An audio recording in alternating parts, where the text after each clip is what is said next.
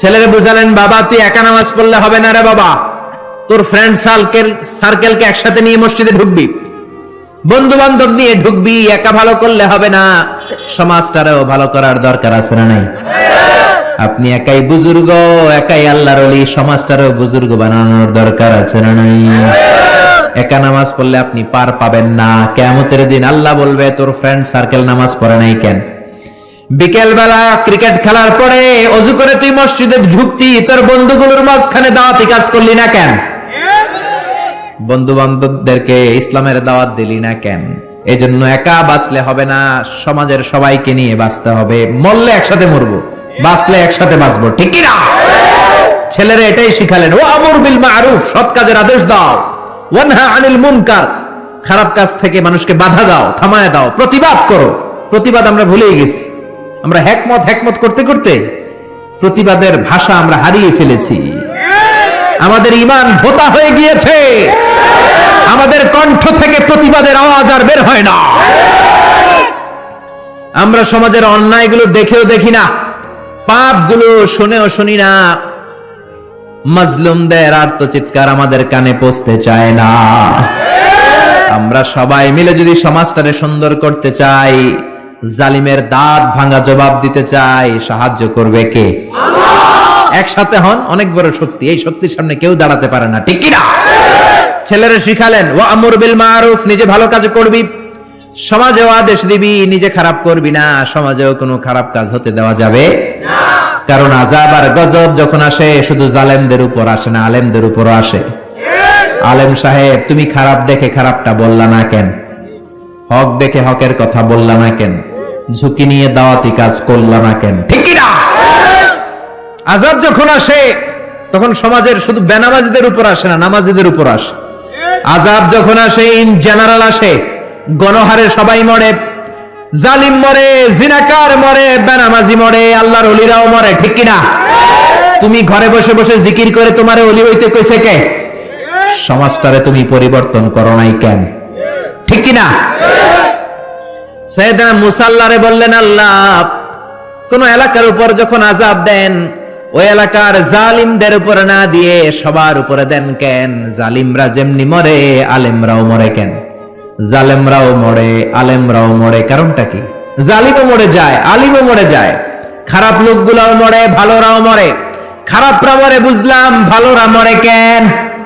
ভালোরা মরে কেন? ভালোদের উপর আযাব দাও কেন? আল্লাহ বলে, মুসা কিছুক্ষণ পরে তুমি নিজেই প্রশ্নের উত্তর পেয়ে যাবা। সাইয়েদনা মুসা আলাইহিস সালাম হাঁটতে লাগলেন, হাঁটতে হাঁটতে মরুভূমির মাঝখানে একটা গাছ পেয়ে বিশ্রাম নিচ্ছেন। বিশ্রামের এক পর্যায়ে ঘুমিয়ে গেলেন, প্রচন্ড ঘুম। ওই গাছের নিচে ছিল 20 পিঁপড়ার বাসা। কিসের বাসা? আছে? কামড় দিলে খুব আরাম লাগে না? হ্যাঁ, বেশ ব্যথা লাগে। 3টা পিঁপড়া সাইয়েদনা মুসা আলাইহিস সালামের পায়ে কামড়াতে শুরু করলো। পিঁপড়ার কামড় খেয়ে সাইয়েদনা মুসা আলাইহিস সালাম ঘুম থেকে জেগে গেলেন। ঘুম ভেঙে গেল। এই নবীর মেজাজ নরম না গরম? বেশি না কম? খুব রাগী নবী ছিলেন, মেজাজ ওয়ালা নবী। উঠে দেখে 3টা 20 পিঁপড়া কামড়ায়, আশেপাশে 20 পিঁপড়ার বাসা। রাগের চোটে খরমের জুতা পরে পা দিয়ে ডলে ডলে পিঁপড়ার বাসা নাস্তানাবুদ করে দিলেন, ভেঙে সারখার করে দিলেন। পা দিয়ে ডলে ডলে সবগুলো পিঁপড়া মেরে ফেললেন। আল্লাহ ডেকে বললেন, ও মুসা, কামড় দিছিল কয়টা? মারছো কয়টা? মারছো কয়টা? মারার দরকার ছিল 3টা, সবগুলারে মারলা কেন? মুসারে, আমি যখন আযাব দেই, আমি যখন গজব দেই, আমি যখন ধ্বংসলীলা করি, তখন সমাজের শুধু জালেমদের উপরে করি না, আলেমদের উপরে করি, ঠিক কি না? কারণ আলেম সমাজগুলারে বাঁচাই নাই কেন? আল্লাহর ওলিরা সমাজটারে সংস্কার করে নাই কেন? কোরআন যারা জানে, যারা জানে না তাদের কাছে পৌঁছায় নাই কেন? ঠিক কি না? এজন্য ছেলেরা বললেন, ওয়া আমর বিল মা'রুফি ওয়ানহা আনিল মুনকার, নিজেও ভালো করো, সমাজটারও ভালো করো। ওয়াসবির আলা মা আসাবাক, তারপরে বিপদে ধৈর্য ধরো। ইন্না যালিকা মিন আজমিল উমুর, এটাই প্রত্যয়ী মুমিনের কাজ। ছেলেরা বুঝালেন, বাবা তুই যদি নামাজি হোস, তুই যদি হকের পথে দাওয়াত দিস আর অন্যায়ের প্রতিবাদ করিস, বাতিলের তীর তোর বুককে ঝাঁঝরা করে দিবে। বাতিল তোর উপর রক্ত চক্ষু ফেলবে। চোখ গরম করবে, জেলে ঢুকাবে, জরিমানা দিবে, অত্যাচারের স্টিম রোলার তোর উপরে নেমে আসবে। কেউ যদি নামাজি হয়, কেউ যদি সৎ কাজের আদেশ দেয়, সমাজে অন্যায়ের বিরুদ্ধে যদি সোচ্চার হয়, তার বিরুদ্ধে বাম আর রামপন্থীরা আছে না নাই?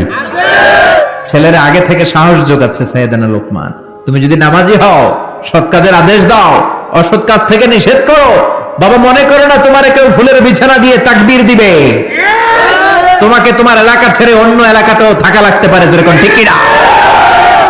ছেলেকে সাহস যোগাচ্ছেন, ওয়াসবির আলা মা সাবাক, নামাজ যদি কায়েম করো, হকের কথা বলো, অন্যায়ের যদি প্রতিবাদ করো, তোমার উপর আযাব আর গজব আসবে, জুলুম আসবে, কিন্তু ওই জুলুমে বিন্দু মাত্র বিচলিত হওয়া যাবে না, সবর ইখতিয়ার করতে হবে, ঠিক কিনা? এজন্য সবর ইখতিয়ার করার দরকার আছে না নেই? আরো জোরে বলেন। বিপদ আপদ নবীদের জামানায়ও ছিল, সাহাবাদের জামানায়ও ছিল, আজও আছে, কিয়ামত পর্যন্ত থাকবে, জোরে বলেন ঠিক কিনা?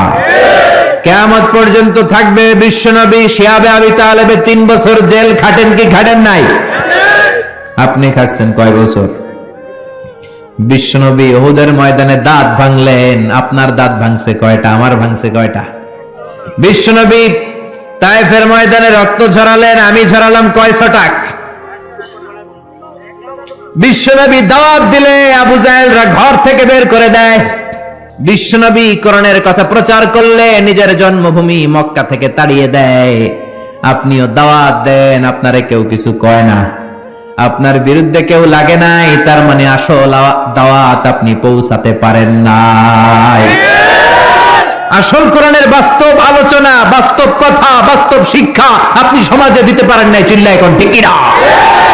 কারণ আসল দাওয়াত দিলে বাতিলের তীর আসবে, আসল দাওয়াত দিলে বাম আর রামপন্থীরা আপনার উপর ক্ষেপে উঠবে, আসল কোরআনের কথা বললে কোরআন বিরোধীরা আপনার পেছনে উঠে পড়ে লাগবে। এখন আপনি দাওয়াত দেন, সবাই দেয় হাততালি, তার মানে দাওয়াতে ভেজাল আছে না নাই? আছে না নাই? এই যে কাগজটা, এই কাগজের মধ্যে যদি কলম দিয়ে লেখেন পানি, এটা ভিজবে না, কিন্তু পানিতে ফেললে ভিজবে কি ভিজবে না? কলম দিয়ে আগুন লেখলে পড়বে না, কিন্তু আগুনের উপর রাখলে পড়বে কি পড়বে না? হকের দাওয়াত এমন দাওয়াত, বাস্তব দাওয়াত, কোরআনের দাওয়াত যদি আপনি দেন, দেরি করা লাগবে না, বাতিলের তীর এসে আপনার পিঠ ঝাঁঝরা করে দিবে, ঠিক কি না? এজন্য ছেলেরে সাবধান বাণী শোনাচ্ছে বাবা, বিপদে ধৈর্য ধরবা। যারা কোরআনের কথা বলে, যারা সমাজের অপরাধ নিয়ে কথা বলে, অপরাধকে থামাতে চায়, তাদের পিছনে কোরআন বিরোধীরা সোচ্চার আছে না নাই? তোমার উপর যখন পরীক্ষা আসবে, বিপদ আসবে, আপদ আসবে, তুমি ধৈর্য ধরবা, ঠিক কিনা?